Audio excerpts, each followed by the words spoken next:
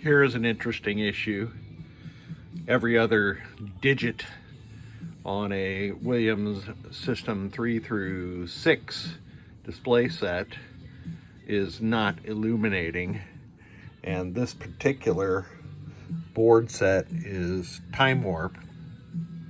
And the interesting thing is, when I first powered this on without connecting the lamp matrix, and you can see there's a lamp column issue here also, and one solenoid, special solenoid's locked on.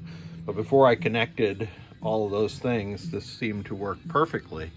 Now that may have been because something that I connected causes it, or it may have been that whatever is causing this only manifests after it's been heated up for a little bit. So let's see what the problem is. And here is that time warp MPU, and this is the problem statement that the client sent me. I always appreciate it when they send me those. It really helps me.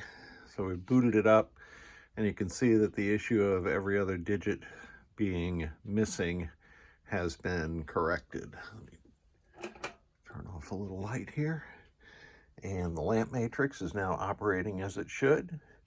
We had a couple of tip 41s that were, one of them was breaking off and the other one had just failed, so I've replaced those, and nothing lit on for the solenoids right now. I've added a blanking indication and a label. It means blanking on. When the LED is on, it's good.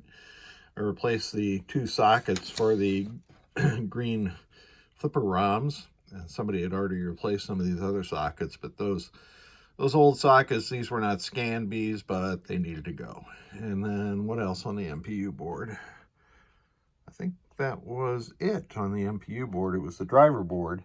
And as suspected, one of these PIAs, this lamp PIA, was at fault. It was an AMI PIA, and that is the one that can cause the displays to do what they were doing. So let's put it into test. Display test.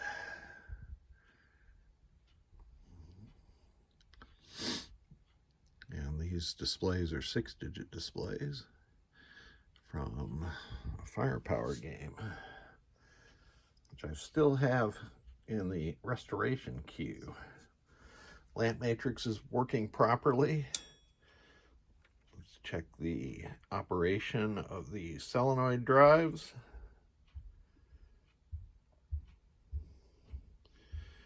And I use this test device for multiple game systems. The blue LED and the green LED are for System 11 and Data East AC select relays. So you can see that it drove correctly all 16 of the primary coils, and then right now it's going to jump into the 6 switch solenoids. And I can drive those by grounding their switch input pins, which I'm going to do now. So there are 6 of them. 1, 2, 3, 4, 5. I missed one. There it is, 6. Those are working properly. Let me get that past there. I'll do it one more time. I really need to build a little dongle to do this. There we go. And this is all I'm doing is I have a ground wire and I'm breaking across the input connector. And the next test is switch test.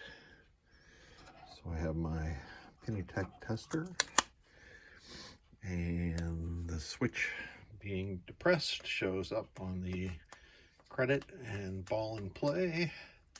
So that was all of column 1. Oh, I guess I missed 8 there, sorry. And here we are on row 1.